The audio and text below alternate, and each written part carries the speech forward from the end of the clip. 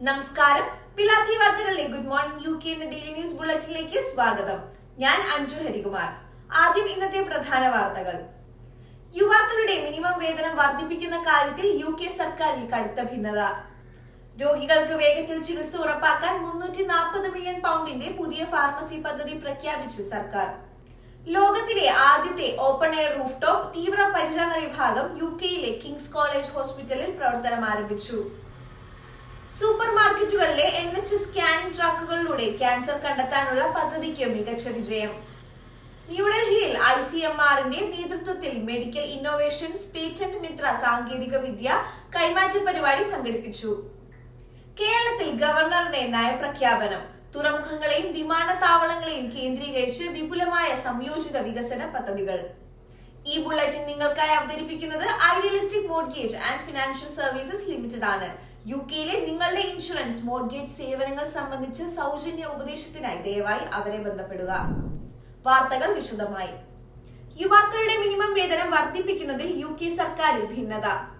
UKയിൽ യുവാക്കൾക്കിടയിൽ വർദ്ധിച്ചുവരുന്ന തൊഴിലില്ലായ്മ പ്രതിസന്ധിക്കിടെ അവർക്ക് പൂർണ്ണമായ മിനിമം വേതനം നൽകാനുള്ള ലേബർ പാർട്ടിയുടെ തിരഞ്ഞെടുപ്പ് വാഗ്ദാനം എപ്പോൾ നടപ്പിലാക്കണം എന്ന കാര്യത്തിൽ സർക്കാരിൽ അഭിപ്രായ ഭിന്നതകൾ രൂക്ഷമാകുന്നു.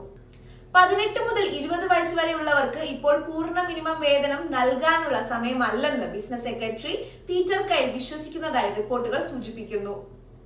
യുവാക്കൾക്കിടയിലെ തൊഴിലില്ലായ്മ രാജ്യത്തിന് പ്രതിവർഷം 125 മില്യൺ പൗണ്ടിലധികം നഷ്ടം ഉണ്ടാക്കുന്നുവെന്ന് മുൻ ലേബർ മന്ത്രി അലൻ മിൽബേണിന്റെ ഞെട്ടിപ്പിക്കുന്ന റിപ്പോർട്ട് പുറത്തുവന്നതിന് പിന്നാലെയാണ് സർക്കാരിനുള്ളിൽ ഈ തർക്കം ഉടലെടുത്തത്. പഠിക്കുകയോ ജോലി ചെയ്യുകയോ ചെയ്യാത്ത യുവാക്കളുടെ എണ്ണം ഒരു ദശാബ്ദത്തിനിടയിൽ ആദ്യമായി 10 ലക്ഷം കടന്നിരിക്കുകയാണ്. ഹോസ്പിറ്റാലിറ്റി, റീറ്റെയിൽ തുടങ്ങിയ മേഖലകളിലെ ലാഭവിഹിതം കുറവായതിനാൽ വേതനം വർദ്ധിപ്പിക്കുന്നത് കൂടുതൽ പേർക്ക് തൊഴിൽ നഷ്ടപ്പെടുന്നതിന് കാരണമാകുമെന്ന് ചിലർ ഭയപ്പെടുന്നു. എന്നാൽ കുറഞ്ഞ വേതനം ലഭിക്കുന്ന തൊഴിലാളികളുടെ ശമ്പള വർധനവ് തൊഴിലില്ലായ്മയെ സ്വാധീനിക്കുന്നു എന്നതിന് വ്യക്തമായ തെളിവുകളില്ലെന്നാണ് ട്രഷറി മന്ത്രി ടോർസ്റ്റൻ ബെൽ വ്യക്തമാക്കിയത്. പ്രകടന പത്രികയിലെ വാഗ്ദാനമായ മിനിമം വേതനം ഉടൻ നടപ്പിലാക്കണമെന്ന് ട്രേഡ് യൂണിയനുകളും MPമാരും ശക്തമായി ആവശ്യപ്പെടുന്നുണ്ട്. നിലവിൽ രാജ്യത്തെ പ്രധാന മിനിമം വേതനം 12.71 പൗണ്ടും യുവാക്കളുടെ വേതന നിരക്ക് 10.85 പൗണ്ടും ആണ്. ഫാർമസികളിലൂടെ വേഗത്തിൽ ചികിത്സ ലഭ്യമാക്കാൻ പുതിയ കരാർ. ഇംഗ്ലണ്ടിലെ രോഗികൾക്ക് കൂടുതൽ വേഗത്തിലും സുഗമമായും മികച്ച ചികിത്സ ലഭ്യമാക്കുക എന്ന ലക്ഷ്യത്തോടെ 340 മില്യൺ പൗണ്ടിന്റെ പുതിയ ഫാർമസി ഡീൽ പ്രഖ്യാപിച്ച് UK സർക്കാർ. ഈ പുതിയ സർക്കാർ ഫണ്ട് പദ്ധതിയിലൂടെ ജനങ്ങൾക്ക് അവരുടെ തൊട്ടടുത്തുള്ള കമ്മ്യൂണിറ്റി ഫാർമസികളിൽ നിന്ന് തന്നെ കൂടുതൽ സേവനങ്ങളും ചികിത്സകളും നേരിട്ട് ലഭ്യമാകും. പുതിയ കരാർ പ്രകാരം സ്വതന്ത്രമായി മരുന്ന് കുറിക്കാൻ യോഗ്യതയുള്ള ഫാർമസിസ്റ്റുകൾക്ക് GPമാരുടെ റെഫറൻസ് ഇല്ലാതെ തന്നെ നേരിട്ട് രോഗികളെ വിലയിരുത്താനും മരുന്നുകൾ നിർദ്ദേശിക്കാനും സാധിക്കും. വിജയകരമായി നടപ്പിലാക്കിയ ഫാർമസി ഫസ്റ്റ് സേവനത്തിന്റെ തുടർച്ചയായാണ് ഈ വലിയ പ്രഖ്യാപനം വരുന്നത്.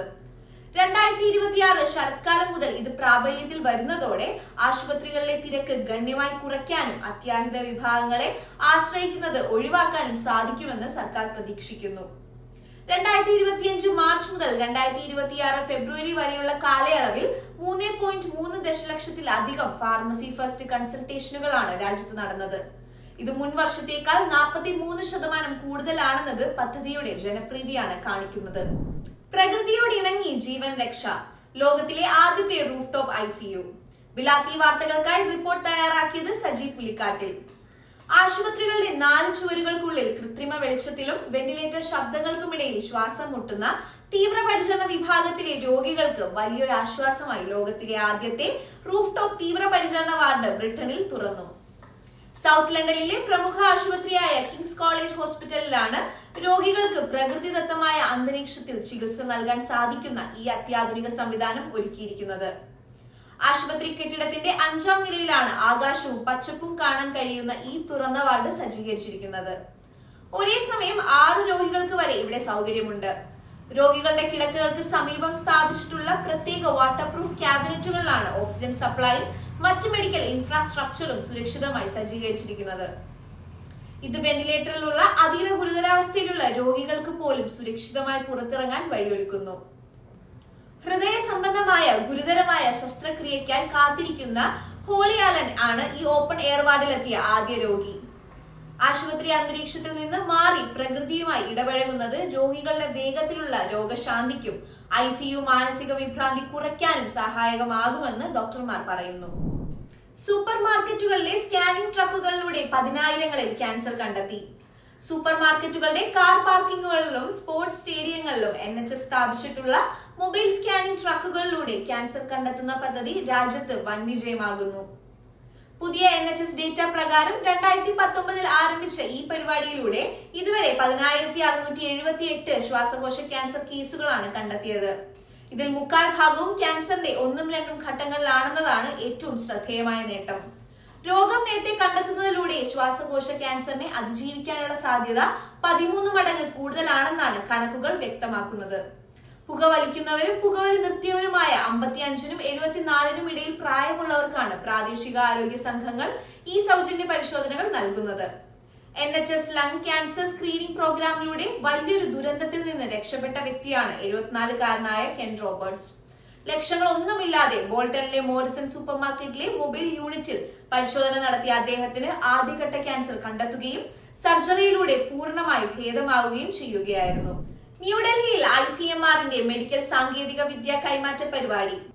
കേന്ദ്ര ആരോഗ്യ കുടുംബക്ഷേമ മന്ത്രാലയത്തിന് കീഴിലുള്ള ആരോഗ്യ ഗവേഷണ വകുപ്പിന്റെ ഭാഗമായ Indian Council of Medical Research ഇന്ത്യയിലെ ഏറ്റവും വലിയ ബയോമെഡിക്കൽ ടെക്നോളജി ട്രാൻസ്ഫർ ഇവന്റായ medical innovations patent Mitra innovators to industry connect ന്യൂഡൽഹിയിലെ മനേക്ഷ സെന്ററിൽ വിജയകരമായി സംഘടിപ്പിച്ചു. നീതി ആയോഗ് അംഗം പ്രൊഫസർ ഗോവർദ്ധൻ ദാസിന്റെ സാന്നിധ്യത്തിൽ കേന്ദ്ര ആയുഷ് ആരോഗ്യ കുടുംബക്ഷേമ സഹമന്ത്രി ശ്രീ പ്രതാപ് റാവു ഗണപത് റാവു ജാദവ് പരിപാടി ഉദ്ഘാടനം ചെയ്തു.